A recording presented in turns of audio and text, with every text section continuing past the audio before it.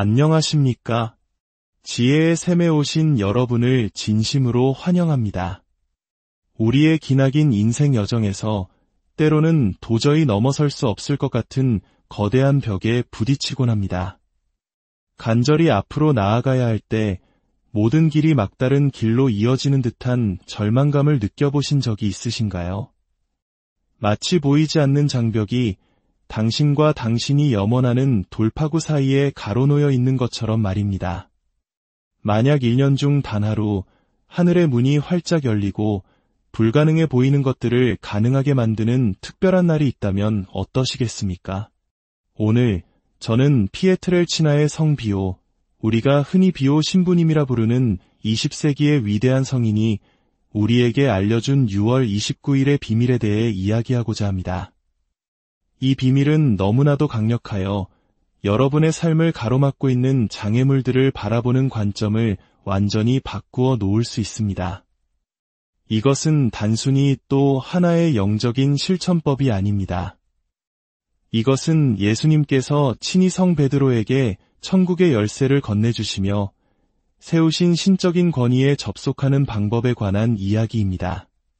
본격적인 이야기에 앞서 오늘 이 이야기가 여러분의 마음에 깊은 울림을 준다면 좋아요와 구독으로 저희 채널에 힘을 실어주시길 부탁드립니다. 여러분의 작은 격려 하나하나가 저희가 이 거룩한 지혜의 여정을 계속해 나갈 수 있는 큰 힘이 됩니다. 또한 이 영상을 주변의 소중한 이들과 공유하신다면 그들에게도 주님의 은총이 깃드는 아름다운 나눔이 될 것입니다. 이 선한 소식을 나누는 모든 분들께 하느님의 축복이 함께하기를 기도합니다. 비오 신부님은 대부분의 사람들이 놓치고 있는 성 베드로에 대한 깊은 통찰을 가지고 계셨습니다. 신부님은 갈릴레아의 평범한 어부에서 교회의 반석이 된 이 사도가 단지 상징적인 열쇠를 받은 것이 아니라는 사실을 알고 계셨습니다. 그는 다른 이들이 감히 손댈 수 없는 것을 열 수 있는 실질적이고 가시적인 영적 권위를 부여받았습니다. 그리고 비오 신부님은 바로 6월 29일 이 강력한 권능과 연결되는 특별한 방법이 있다고 가르치셨습니다. 잠시 생각해 보십시오. 지금 여러분의 삶에서 완전히 꽉 막혀 있다고 느끼는 영역은 얼마나 많습니까? 어쩌면 몇 달째 냉랭해진 인간관계일 수도 있고 견고한 벽에 부딪힌 듯한 재정 상황일 수도 있습니다. 의사들도 뾰족한 수를 내지 못하는 건강 문제일 수도 있으며 하느님의 현존으로부터 단절된 듯한 영적 메마름일 수도 있습니다. 그렇다면 무엇이 6월 29일을 이토록 특별하게 만드는 것일까요? 이날은 바로 성 베드로와 성 바오로 사도 대축일로 가톨릭 전례력에서 가장 중요한 축일 중 하나입니다. 하지만 그보다 더 중요한 것은 이날이 영적인 돌파구를 위한 기도의 하늘이 가장 민감하게 반응하는 날이라는 점입니다. 비오 신부님은 이날을 하늘이 땅에 가장 가까이 몸을 굽히는 날이라고 부르셨습니다. 비오 신부님은 일생 동안 성 베드로의 전구를 통해 일어나는 수많은 기적들을 목격하셨습니다. 신부님은 불가능해 보이는 문제로 찾아오는 사람들에게 종종 이렇게 말씀하셨습니다. 베드로에게 가십시오. 그는 실패하고 다시 일어서는 것이 무엇을 의미하는지 압니다. 그는 하느님의 자비로 장벽이 허물어지는 것이 무엇을 의미하는지 아는 사람입니다. 대부분의 사람들이 성 베드로에 대해 깨닫지 못하는 사실이 있습니다. 그가 반석이 되기 전 그는 제자들 중에서 가장 충동적이고 불안정한 사람이었습니다. 그는 물 위를 걸었지만 이내 의심에 빠져 가라앉았습니다. 그는 예수님께 목숨까지 바쳐 충성을 맹세했지만 3번이나 그분을 모른다고 부인했습니다. 하지만 예수님은 바로 그런 그를 선택하셨습니다. 그리고 그에게 열쇠를 주셨습니다. 왜일까요? 바로 베드로의 인간적인 연약함, 그의 실패, 그리고 그의 완전한 회복이 우리처럼 두 번째 기회가 절실히 필요한 사람들을 위한 완벽한 전구자로 그를 만들어 주었기 때문입니다. 이 놀라운 비밀의 실천법을 더 깊이 알아보기 전에 우리는 먼저 예수님께서 그의 삶을 완전히 변화시키기 전 베드로가 진정 어떤 사람이었는지 알아야 합니다. 그는 세련된 종교 지도자나 학식이 깊은 신학자가 아니었습니다. 그는 굳은 살 박인 손과 다혈질 성격을 가진 갈릴레아 출신의 거친 어부 시몬이었습니다. 그의 몸에서는 비린내가 났고 투박한 사투리를 썼으며 정규 종교 교육은 전무했습니다. 이 장면을 상상해 보십시오. 예수님께서 갈릴레아 호숫가를 거닐고 계십니다. 밤새도록 그물을 던졌지만 빈배로 돌아와 희망마저 잃어가던 지친 어부들을 바라보십니다. 그때 예수님께서 베드로의 배에 오르시더니 모든 것을 바꾸어 놓을 한마디를 건네십니다. 깊은 데로 저어나가서 그물을 내려 고기를 잡아라. 베드로의 대답은 거의 회의적이었습니다. 스승님, 저희가 밤새도록 애썼지만 한 마리도 잡지 못했습니다. 그러나 그는 이내 결정적인 한마디를 덧붙입니다. 하지만 스승님의 말씀대로 제가 그물을 내리겠습니다. 바로 이 순간이 베드로의 성격을 남김없이 보여줍니다. 그는 회의적이었지만 순종했고 의심했지만 기꺼이 따랐으며 지극히 인간적이었지만 무언가 더 큰 것을 갈망하고 있었습니다. 그물이 찢어질 정도로 가득 찬 고기를 본 순간 베드로는 예수님의 무릎 앞에 엎드려 부르짖었습니다. 주님, 저에게서 떠나 주십시오. 저는 죄 많은 사람입니다. 그는 자신이 평범한 삶으로는 결코 담아낼 수 없는 거룩한 존재 앞에 서 있다는 것을 즉시 깨달았습니다. 그러나 예수님은 떠나지 않으셨습니다. 대신 이렇게 말씀하셨습니다. 두려워하지 마라. 이제부터 너는 사람을 낚는 어부가 될 것이다. 바로 그때 시몬은 반석 베드로가 되었습니다.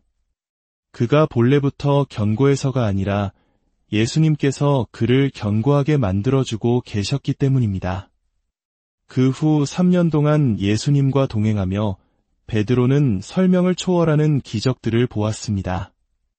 그는 예수님께서 빵과 물고기를 늘리시고 눈먼 이를 고치시며 죽은 이를 살리시는 것을 지켜보았습니다. 심지어 자신도 배에서 내려 물 위를 걷다가 의심이 스며들자 가라앉기도 했습니다. 그는 예수님을 살아계신 하느님의 아들 그리스도라고 가장 먼저 고백한 사람이었습니다. 그리고 바로 그 고백 직후에 예수님께서는 세상을 바꾼 그 말씀을 하셨습니다. 시몬 바르요나, 너는 행복하아. 이를 너에게 알려주신 분은 사람이 아니라 하늘에 계신 내 아버지시다. 나 또한 너에게 말한다. 너는 베드로이다.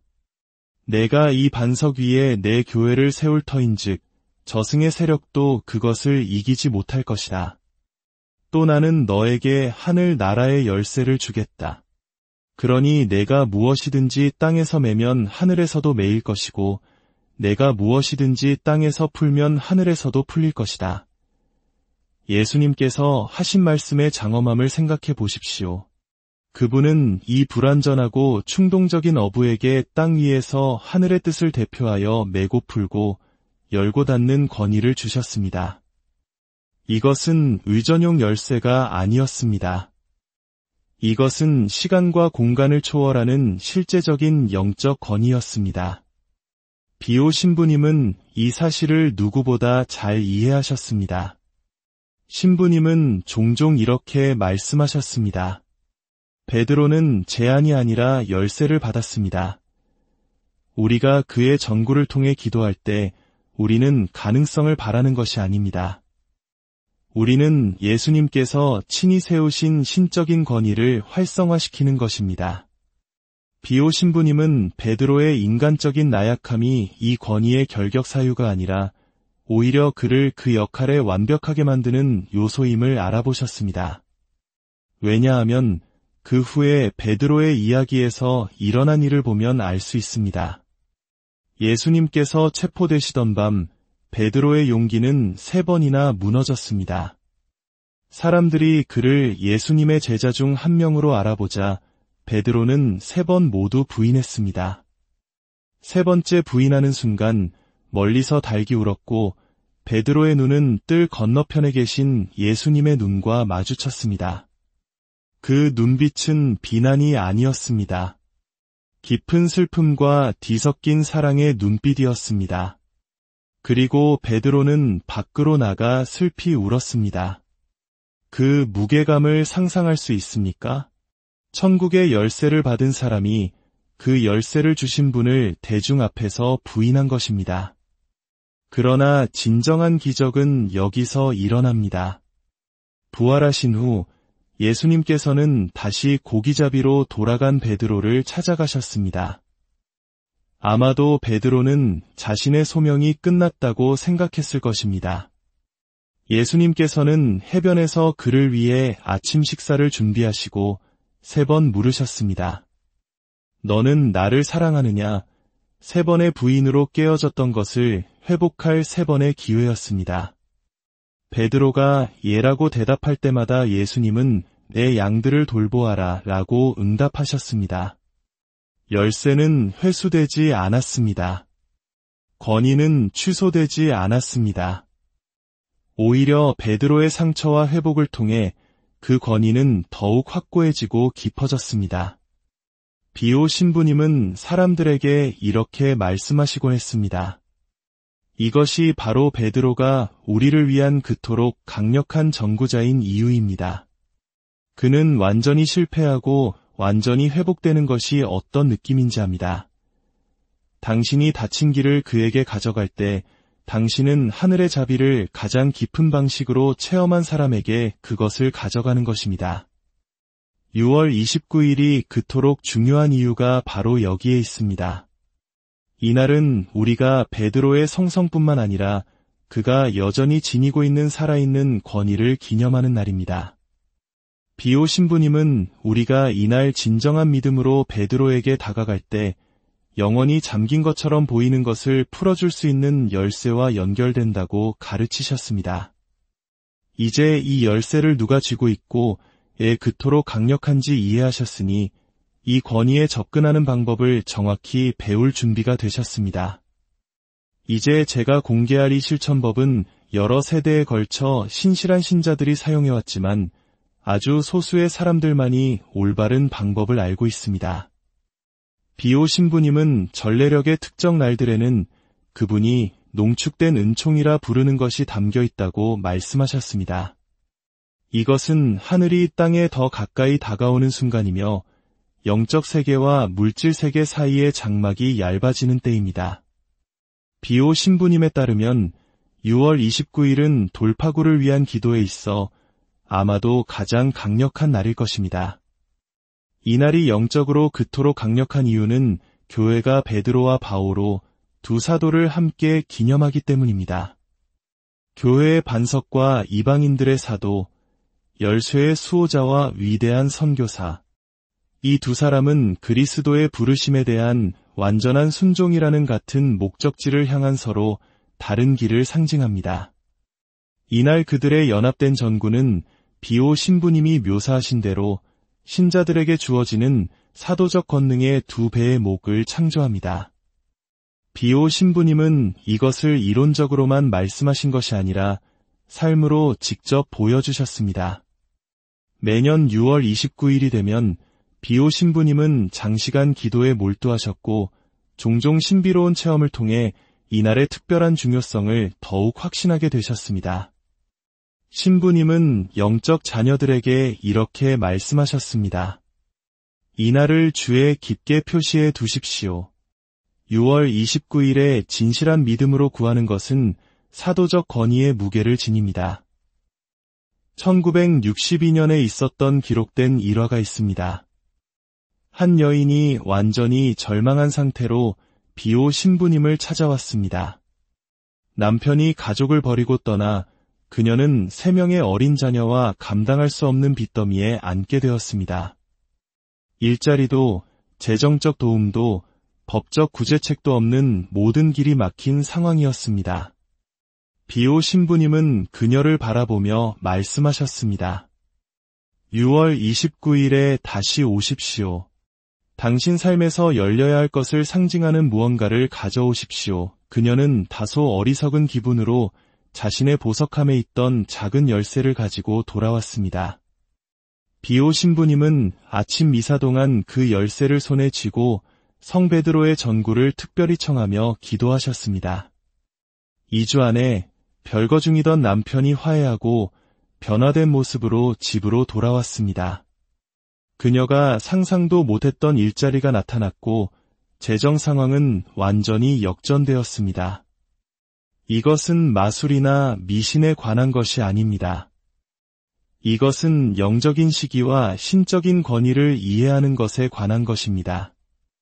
이제 여러분이 기다려온 순간 비오 신부님께서 6월 29일에 성 베드로의 권위와 연결되기 위해 가르치신 구체적인 실천법을 알려드리겠습니다. 이것은 가볍게 나누는 이야기가 아닙니다. 이것은 그 변혁적인 힘을 체험한 수많은 헌신적인 신자들을 통해 세대를 거쳐 전해 내려온 거룩한 지식입니다. 먼저 필요한 것들을 준비합시다. 이 물건들은 무작위로 선택된 것이 아니며 각각 비오 신부님께서 특별히 가르치신 깊은 영적 의미를 담고 있습니다. 첫째, 흰색 초가 필요합니다. 이것은 성 베드로의 결정을 인도하는 그리스도의 순수한 빛을 상징합니다. 둘째, 열쇠가 필요합니다. 집 열쇠, 자동차 열쇠, 혹은 작은 장식용 열쇠도 좋습니다. 이것은 예수님께서 베드로에게 맡기신 하늘 나라의 열쇠를 상징합니다. 셋째, 펜과 종이가 필요합니다. 여기에는 당신의 삶에서 열리기를 바라는 닫힌 길들을 적을 것입니다. 준비가 되었다면 조용하고 방해받지 않는 공간을 찾으십시오. 6월 29일 편안한 시간에 이 실천을 행할 수 있습니다. 1단계 준비와 성찰. 흰색 초에 불을 붙이고 그 불꽃이 당신의 공간을 밝히는 것을 지켜보며 잠시 침묵 속에 머무십시오. 이 빛이 그리스도의 현존이며 당신의 기도를 듣기 위해 그곳에 계시다는 것을 상상하십시오. 펜과 종이를 들고 당신의 삶에서 가장 절실하게 돌파구가 필요한 영역들을 정직하게 적어 내려가십시오. 구체적일수록 좋습니다. 예를 들어 재정 문제라고 막연하게 쓰기보다는 밀린 공과금을 낼 수 있는 길을 열어주소서, 또는 저의 재능에 맞는 안정적인 직장을 찾게 해주소서라고 구체적으로 적으십시오. 이 목록은 당신의 믿음의 행위이며 당신이 하느님께 신뢰를 두고 있음을 보여주는 증거입니다. 2단계, 열쇠를 들고 드리는 기도. 이제 당신의 열쇠를 오른손에 쥐십시오. 이 열쇠가 단지 금속 조각이 아니라 2000년 전 예수님께서 베드로에게 주신 바로 그 권위와 연결되는 통로라고 상상하십시오. 눈을 감고 다음과 같이 진심을 다해 기도하십시오. 5. 영광스러운 사도 성 베드로여, 주님께서 당신을 교회의 반석으로 삼으시고 하늘 나라의 열쇠를 맡기셨나이다. 당신은 주님의 양떼를 돌보는 목자여, 믿음의 수호자시니 당신의 강력한 전구를 통해 제 기도를 들어주소서. 당신은 실패의 아픔과 용서의 기쁨을 아시며 인간적인 나약함이 하느님의 자비 앞에서 어떻게 변화될 수 있는지 아시나이다. 지금 제 손에 이 열쇠를 쥐고 당신께서 지니신 하늘의 열쇠를 의지하며 간청하오니 제 삶의 닫힌 문들을 열어주소서. 성 베드로여, 당신이 땅에서 푸는 것은 무엇이든 하늘에서도 풀릴 것이라 하신 주님의 약속을 믿나이다. 주님의 권위로 제 앞을 가로막는 이 장애물들을 풀어주시고 절망의 사슬을 끊어주시며 하느님의 뜻으로 향하는 길을 열어주소서. 저의 불가능을 주님의 가능성으로 바꾸어 주시고 저의 부족함을 주님의 풍요로움으로 채워주소서. 우리 주 그리스도를 통하여 비나이다. 아멘. 3단계 믿음의 행위.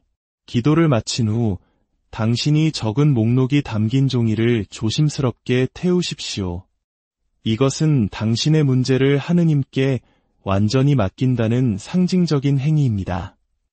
그 후 기도했던 그 열쇠를 그날 밤 당신의 베개 밑에 두십시오.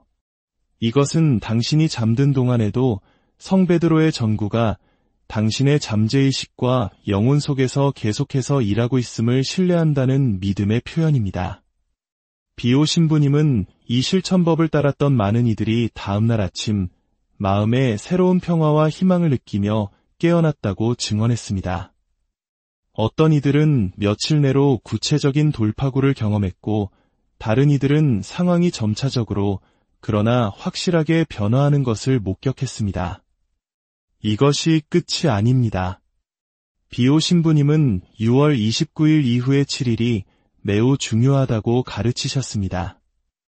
이 기간은 하늘의 응답이 당신의 지상 현실에 완전히 나타나기 위해 필요한 시간입니다. 이 7일 동안 매일 아침 축복받은 성수를 사용하여 당신의 이마에 십자성호를 그으십시오. 성수가 없다면 깨끗한 물을 사용하며 이렇게 기도해도 좋습니다. 주님, 성 베드로의 전구를 통하여 이 물이 저를 해악으로부터 보호하고 주님의 뜻으로 향하는 저의 길을 깨끗하게 하며 오늘 하루 저의 믿음을 새롭게 하소서. 아멘. 이 7일 동안 무엇을 주시해야 할까요? 당신이 찾고 있던 해결책을 제공하는 예상치 못한 전화를 찾아보십시오. 당신의 상황에 도움을 줄 수 있는 사람들이 갑자기 당신의 삶에 나타나는 것을 주목하십시오. 당신이 가장 필요로 할 때 나타나는 기회에 주의를 기울이십시오. 올바른 결정을 내리도록 인도하는 내적인 속삭임에 귀를 기울이십시오. 비오 신부님은 이것들을 사도적 전구의 지문이라고 부르셨습니다. 이 모든 실천에 임할 때 불안한 절박함이 아닌 기쁨의 찬 기대로 접근하십시오. 성 베드로는 두려움이 아닌 믿음에 응답하십니다. 6월 29일에 당신의 기도를 들으셨고 이미 당신을 위해 일하고 계심을 신뢰하십시오. 아직 증거를 보지 못하더라도 말입니다. 오늘 우리가 함께한 시간의 끝에서 잠시 시간을 내어 당신이 방금 받은 것을 깊이 되새겨보시기 바랍니다. 이것은 단순히 종교적 관습에 대한 정보가 아닙니다. 이것은 2000년 전 예수님께서 불완전한 어부를 바라보시며 내가 너에게 천국의 열쇠를 주겠다고 말씀하신 그 순간으로 거슬러 올라가는 영적 권위에 대한 접근입니다. 성 베드로는 당신의 투쟁을 이해합니다. 왜냐하면 그가 직접 그 삶을 살았기 때문입니다. 그는 실패하고 회복이 가능한지 의심하는 것이 어떤 느낌인지 압니다. 당신이 막힌 상황을 그에게 가져갈 때 당신은 신적인 자비를 체험하고 이제 그 동일한 자비를 당신에게 베풀 권위를 지닌 이에게 가져가는 것입니다.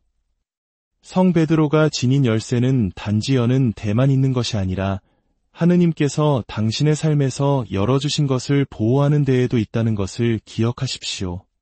이는 성 베드로가 당신의 돌파구를 위해 전구할 때 그분은 또한 당신이 그 돌파구를 현명하게 다루고 신실하게 유지할 수 있는 능력을 위해서도 전구하신다는 의미입니다.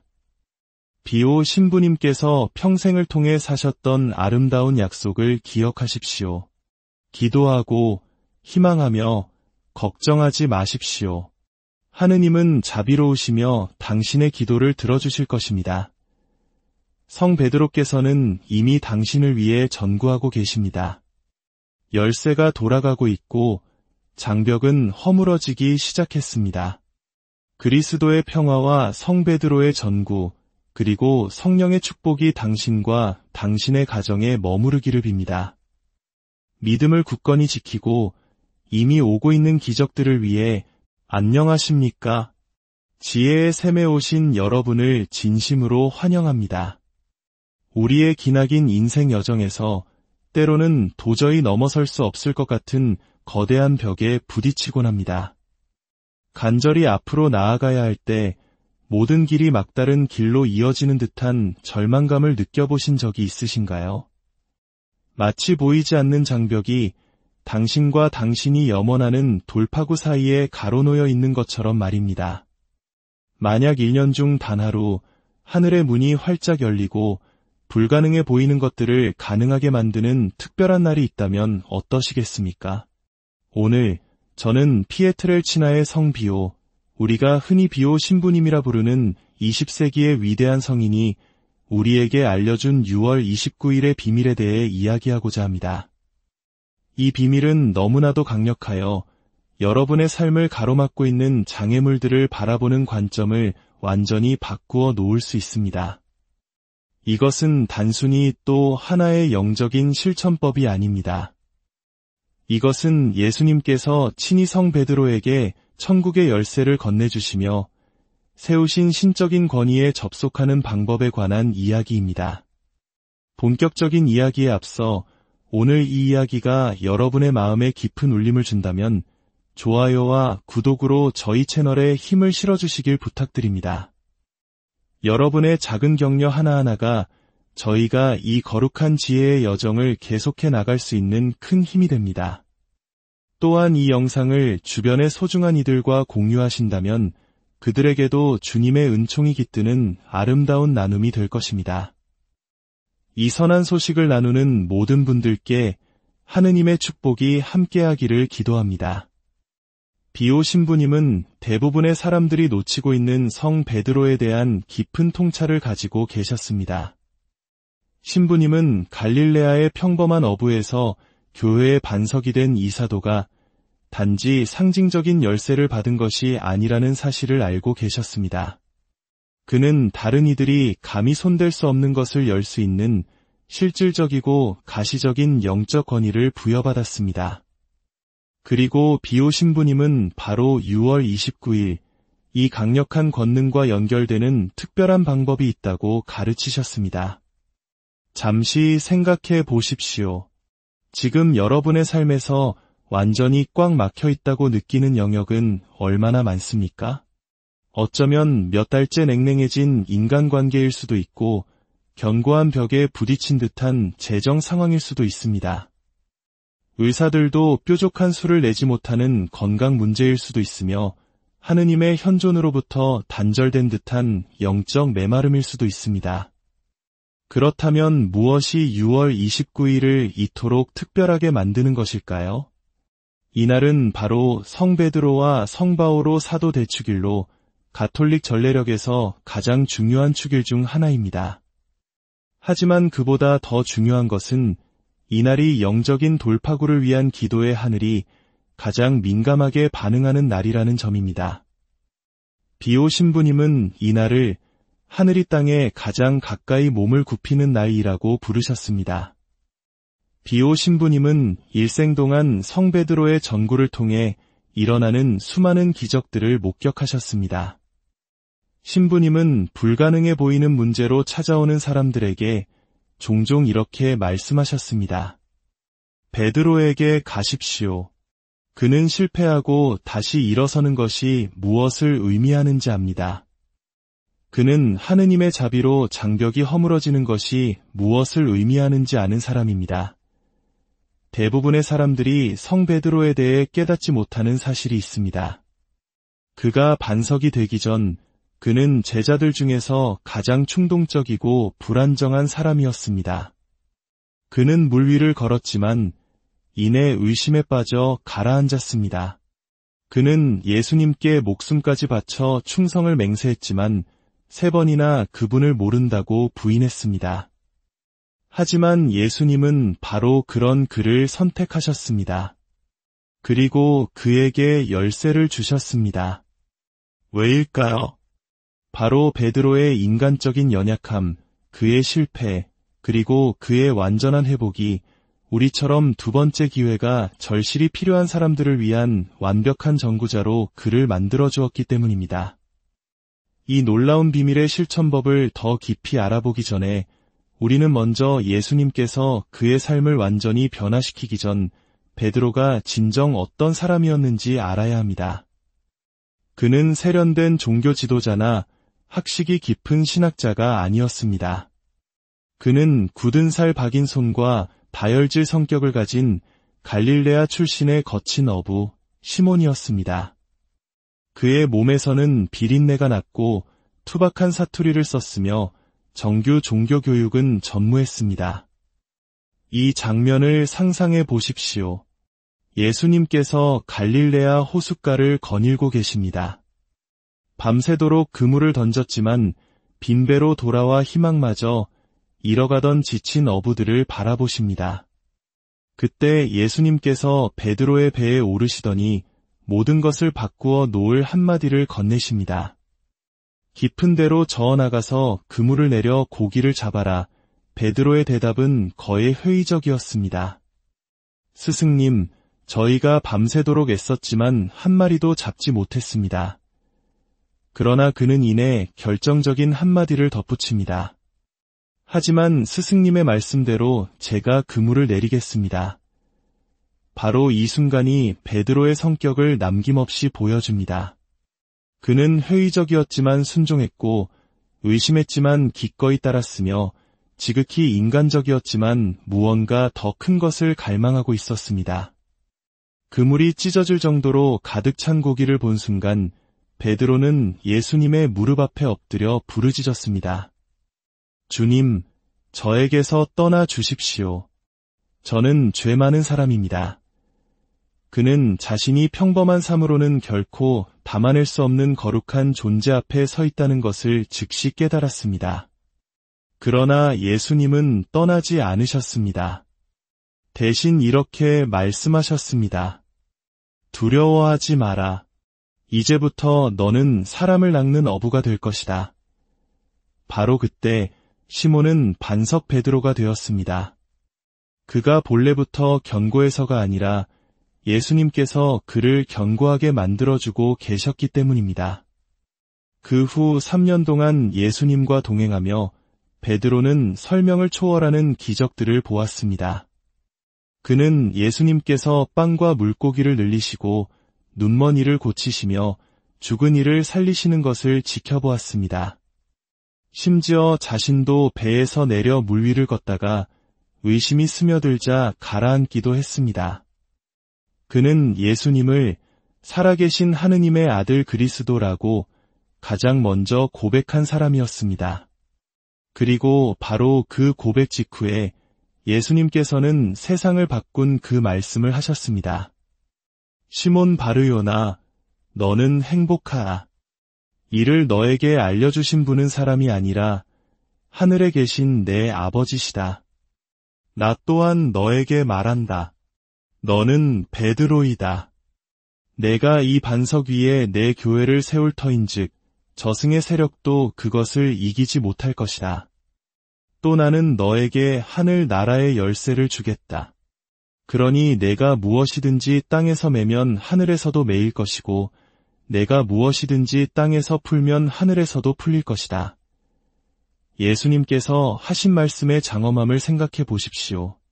그분은 이 불완전하고 충동적인 어부에게 땅 위에서 하늘의 뜻을 대표하여 매고 풀고 열고 닫는 권위를 주셨습니다.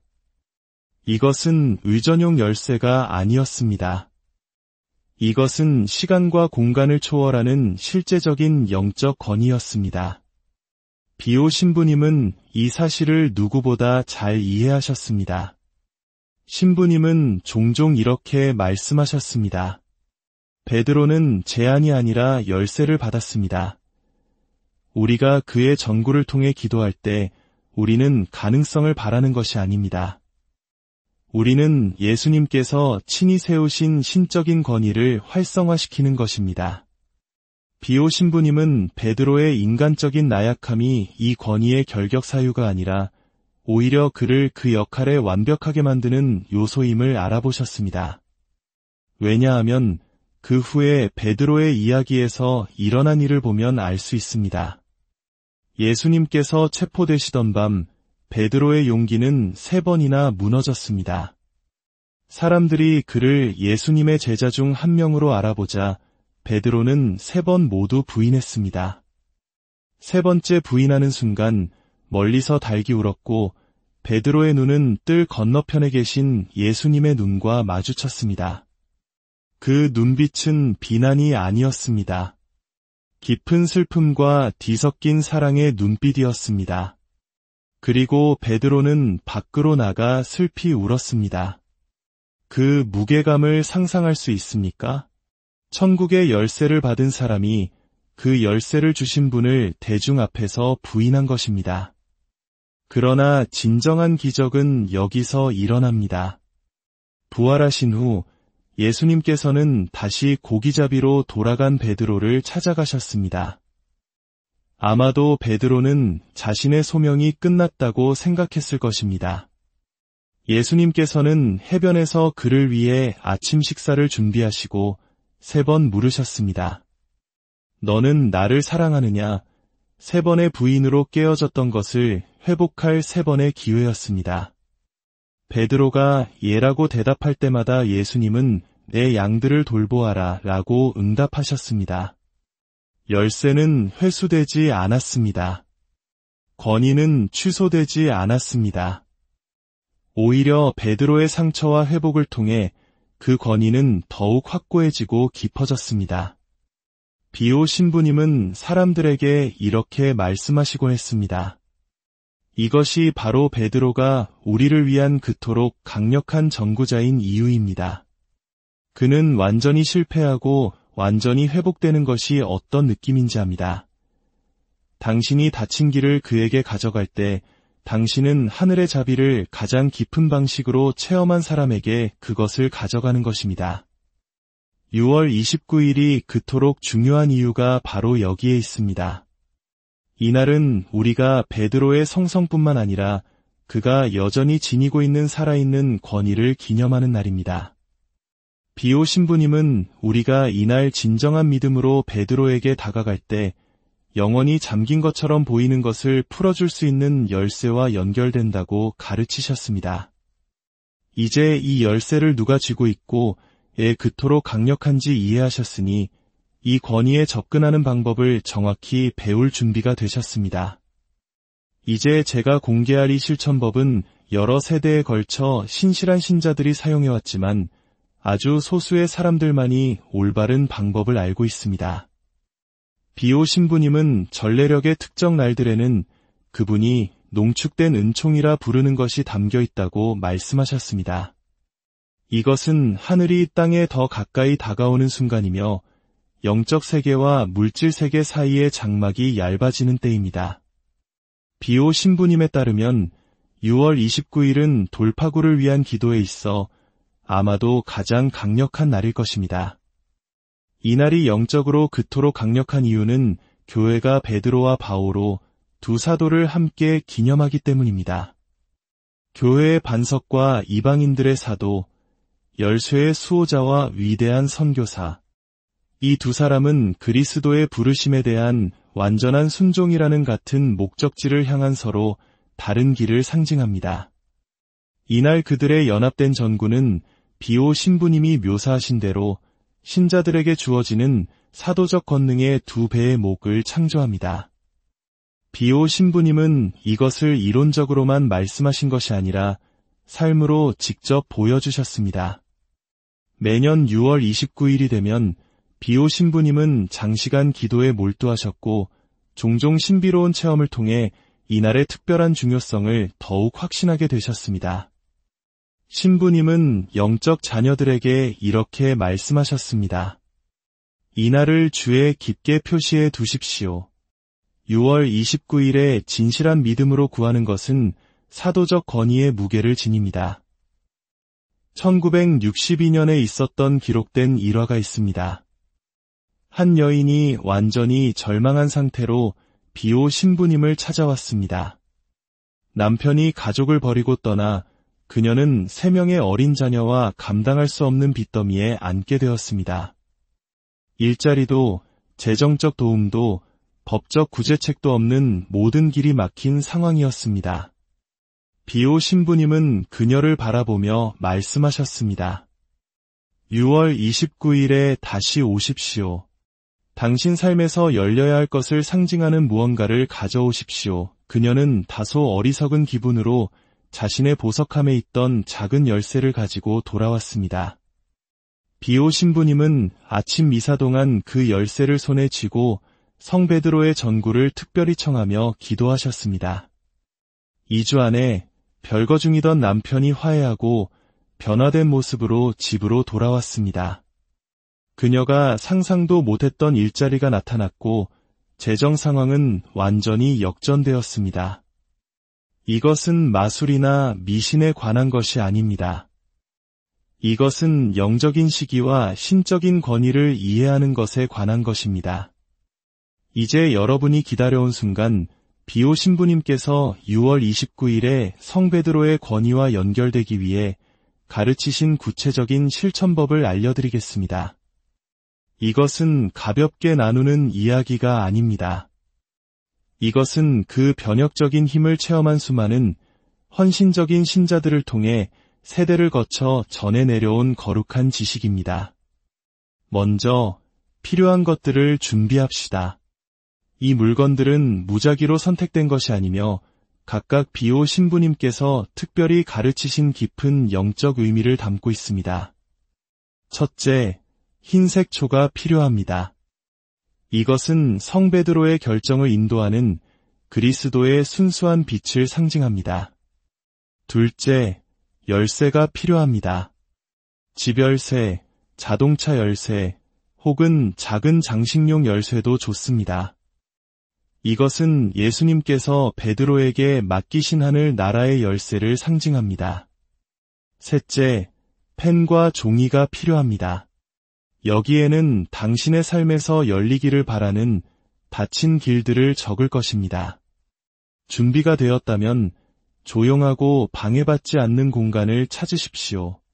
6월 29일, 편안한 시간에 이 실천을 행할 수 있습니다. 1단계, 준비와 성찰. 흰색 초에 불을 붙이고 그 불꽃이 당신의 공간을 밝히는 것을 지켜보며 잠시 침묵 속에 머무십시오. 이 빛이 그리스도의 현존이며 당신의 기도를 듣기 위해 그곳에 계시다는 것을 상상하십시오. 펜과 종이를 들고 당신의 삶에서 가장 절실하게 돌파구가 필요한 영역들을 정직하게 적어 내려가십시오. 구체적일수록 좋습니다. 예를 들어 재정 문제라고 막연하게 쓰기보다는 밀린 공과금을 낼 수 있는 길을 열어주소서, 또는 저의 재능에 맞는 안정적인 직장을 찾게 해주소서라고 구체적으로 적으십시오. 이 목록은 당신의 믿음의 행위이며 당신이 하느님께 신뢰를 두고 있음을 보여주는 증거입니다. 2단계, 열쇠를 들고 드리는 기도. 이제 당신의 열쇠를 오른손에 쥐십시오. 이 열쇠가 단지 금속 조각이 아니라 2000년 전 예수님께서 베드로에게 주신 바로 그 권위와 연결되는 통로라고 상상하십시오. 눈을 감고 다음과 같이 진심을 다해 기도하십시오. 5. 영광스러운 사도 성 베드로여, 주님께서 당신을 교회의 반석으로 삼으시고 하늘 나라의 열쇠를 맡기셨나이다. 당신은 주님의 양떼를 돌보는 목자여, 믿음의 수호자시니 당신의 강력한 전구를 통해 제 기도를 들어주소서. 당신은 실패의 아픔과 용서의 기쁨을 아시며 인간적인 나약함이 하느님의 자비 앞에서 어떻게 변화될 수 있는지 아시나이다. 지금 제 손에 이 열쇠를 쥐고 당신께서 지니신 하늘의 열쇠를 의지하며 간청하오니 제 삶의 닫힌 문들을 열어주소서. 성 베드로여, 당신이 땅에서 푸는 것은 무엇이든 하늘에서도 풀릴 것이라 하신 주님의 약속을 믿나이다. 주님의 권위로 제 앞을 가로막는 이 장애물들을 풀어주시고 절망의 사슬을 끊어주시며 하느님의 뜻으로 향하는 길을 열어주소서. 저의 불가능을 주님의 가능성으로 바꾸어 주시고 저의 부족함을 주님의 풍요로움으로 채워주소서. 우리 주 그리스도를 통하여 비나이다. 아멘. 3단계, 믿음의 행위. 기도를 마친 후 당신이 적은 목록이 담긴 종이를 조심스럽게 태우십시오. 이것은 당신의 문제를 하느님께 완전히 맡긴다는 상징적인 행위입니다. 그 후 기도했던 그 열쇠를 그날 밤 당신의 베개 밑에 두십시오. 이것은 당신이 잠든 동안에도 성 베드로의 전구가 당신의 잠재의식과 영혼 속에서 계속해서 일하고 있음을 신뢰한다는 믿음의 표현입니다. 비오 신부님은 이 실천법을 따랐던 많은 이들이 다음날 아침 마음에 새로운 평화와 희망을 느끼며 깨어났다고 증언했습니다. 어떤 이들은 며칠 내로 구체적인 돌파구를 경험했고, 다른 이들은 상황이 점차적으로 그러나 확실하게 변화하는 것을 목격했습니다. 이것이 끝이 아닙니다. 비오 신부님은 6월 29일 이후의 7일이 매우 중요하다고 가르치셨습니다. 이 기간은 하늘의 응답이 당신의 지상현실에 완전히 나타나기 위해 필요한 시간입니다.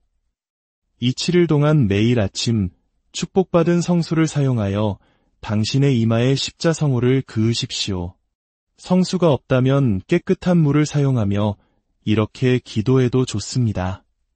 주님, 성 베드로의 전구를 통하여 이 물이 저를 해악으로부터 보호하고 주님의 뜻으로 향하는 저의 길을 깨끗하게 하며 오늘 하루 저의 믿음을 새롭게 하소서. 아멘. 이 7일 동안 무엇을 주시해야 할까요? 당신이 찾고 있던 해결책을 제공하는 예상치 못한 전화를 찾아보십시오. 당신의 상황에 도움을 줄 수 있는 사람들이 갑자기 당신의 삶에 나타나는 것을 주목하십시오. 당신이 가장 필요로 할 때 나타나는 기회에 주의를 기울이십시오. 올바른 결정을 내리도록 인도하는 내적인 속삭임에 귀를 기울이십시오. 비오 신부님은 이것들을 사도적 전구의 지문이라고 부르셨습니다. 이 모든 실천에 임할 때 불안한 절박함이 아닌 기쁨의 찬 기대로 접근하십시오. 성 베드로는 두려움이 아닌 믿음에 응답하십니다. 6월 29일에 당신의 기도를 들으셨고 이미 당신을 위해 일하고 계심을 신뢰하십시오. 아직 증거를 보지 못하더라도 말입니다. 오늘 우리가 함께한 시간의 끝에서 잠시 시간을 내어 당신이 방금 받은 것을 깊이 되새겨보시기 바랍니다.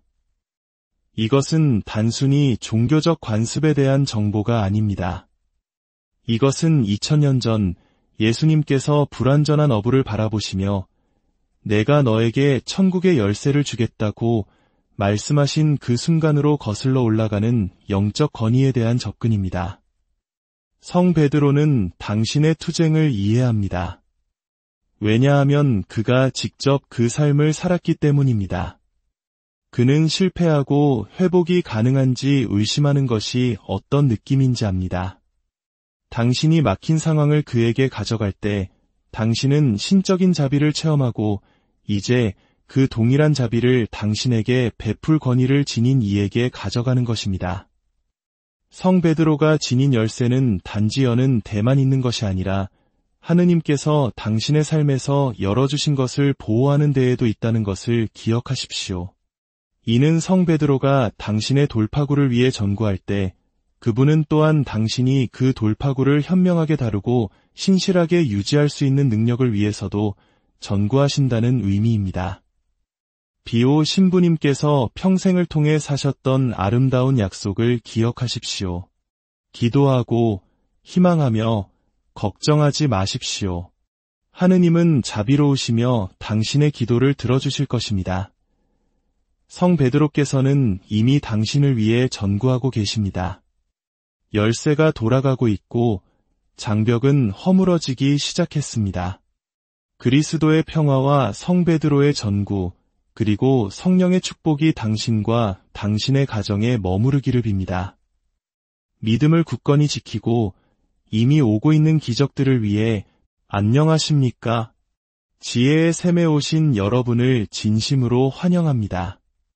우리의 기나긴 인생 여정에서 때로는 도저히 넘어설 수 없을 것 같은 거대한 벽에 부딪히곤 합니다.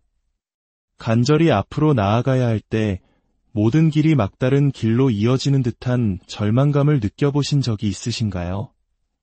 마치 보이지 않는 장벽이 당신과 당신이 염원하는 돌파구 사이에 가로놓여 있는 것처럼 말입니다. 만약 1년 중 단 하루 하늘의 문이 활짝 열리고 불가능해 보이는 것들을 가능하게 만드는 특별한 날이 있다면 어떠시겠습니까? 오늘 저는 피에트렐치나의 성 비오, 우리가 흔히 비오 신부님이라 부르는 20세기의 위대한 성인이 우리에게 알려준 6월 29일의 비밀에 대해 이야기하고자 합니다. 이 비밀은 너무나도 강력하여 여러분의 삶을 가로막고 있는 장애물들을 바라보는 관점을 완전히 바꾸어 놓을 수 있습니다. 이것은 단순히 또 하나의 영적인 실천법이 아닙니다. 이것은 예수님께서 친히 성 베드로에게 천국의 열쇠를 건네주시며 세우신 신적인 권위에 접속하는 방법에 관한 이야기입니다. 본격적인 이야기에 앞서 오늘 이 이야기가 여러분의 마음에 깊은 울림을 준다면 좋아요와 구독으로 저희 채널에 힘을 실어주시길 부탁드립니다. 여러분의 작은 격려 하나하나가 저희가 이 거룩한 지혜의 여정을 계속해 나갈 수 있는 큰 힘이 됩니다. 또한 이 영상을 주변의 소중한 이들과 공유하신다면 그들에게도 주님의 은총이 깃드는 아름다운 나눔이 될 것입니다. 이 선한 소식을 나누는 모든 분들께 하느님의 축복이 함께하기를 기도합니다. 비오 신부님은 대부분의 사람들이 놓치고 있는 성 베드로에 대한 깊은 통찰을 가지고 계셨습니다. 신부님은 갈릴레아의 평범한 어부에서 교회의 반석이 된 이 사도가 단지 상징적인 열쇠를 받은 것이 아니라는 사실을 알고 계셨습니다. 그는 다른 이들이 감히 손댈 수 없는 것을 열 수 있는 실질적이고 가시적인 영적 권위를 부여받았습니다. 그리고 비오 신부님은 바로 6월 29일 이 강력한 권능과 연결되는 특별한 방법이 있다고 가르치셨습니다. 잠시 생각해 보십시오. 지금 여러분의 삶에서 완전히 꽉 막혀 있다고 느끼는 영역은 얼마나 많습니까? 어쩌면 몇 달째 냉랭해진 인간관계일 수도 있고 견고한 벽에 부딪힌 듯한 재정 상황일 수도 있습니다. 의사들도 뾰족한 수를 내지 못하는 건강 문제일 수도 있으며 하느님의 현존으로부터 단절된 듯한 영적 메마름일 수도 있습니다. 그렇다면 무엇이 6월 29일을 이토록 특별하게 만드는 것일까요?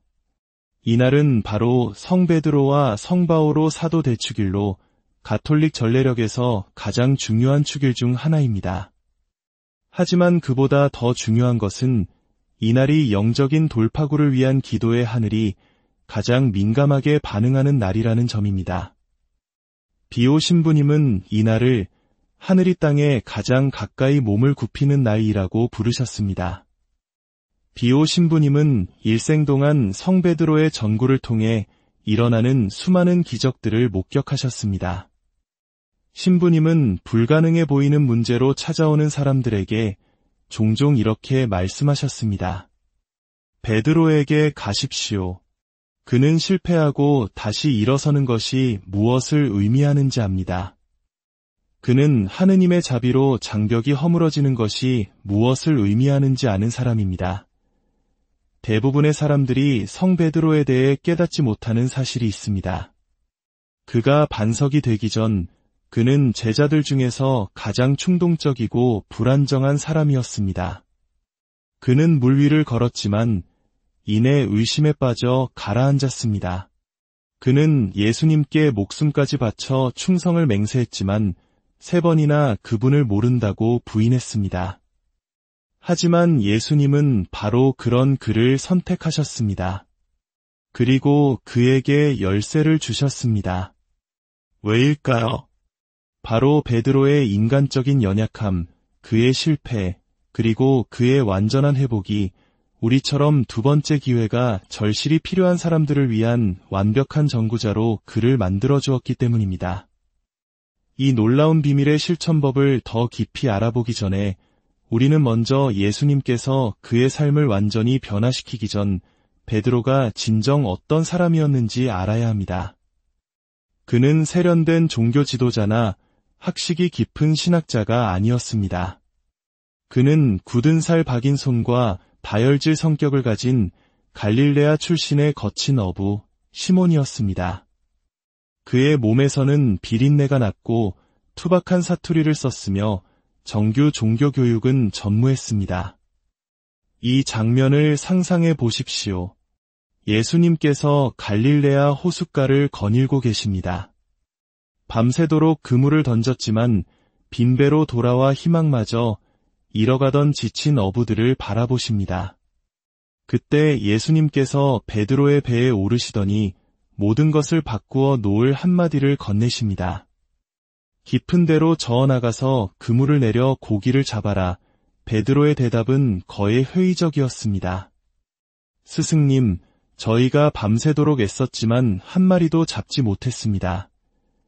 그러나 그는 이내 결정적인 한마디를 덧붙입니다. 하지만 스승님의 말씀대로 제가 그물을 내리겠습니다. 바로 이 순간이 베드로의 성격을 남김없이 보여줍니다. 그는 회의적이었지만 순종했고 의심했지만 기꺼이 따랐으며 지극히 인간적이었지만 무언가 더 큰 것을 갈망하고 있었습니다. 그물이 찢어질 정도로 가득 찬 고기를 본 순간 베드로는 예수님의 무릎 앞에 엎드려 부르짖었습니다. 주님, 저에게서 떠나 주십시오. 저는 죄 많은 사람입니다.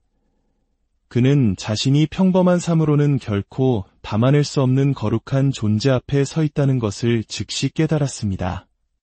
그러나 예수님은 떠나지 않으셨습니다. 대신 이렇게 말씀하셨습니다. 두려워하지 마라. 이제부터 너는 사람을 낚는 어부가 될 것이다. 바로 그때 시몬은 반석 베드로가 되었습니다. 그가 본래부터 견고해서가 아니라 예수님께서 그를 견고하게 만들어주고 계셨기 때문입니다. 그 후 3년 동안 예수님과 동행하며 베드로는 설명을 초월하는 기적들을 보았습니다. 그는 예수님께서 빵과 물고기를 늘리시고 눈먼 이를 고치시며 죽은 이를 살리시는 것을 지켜보았습니다. 심지어 자신도 배에서 내려 물 위를 걷다가 의심이 스며들자 가라앉기도 했습니다.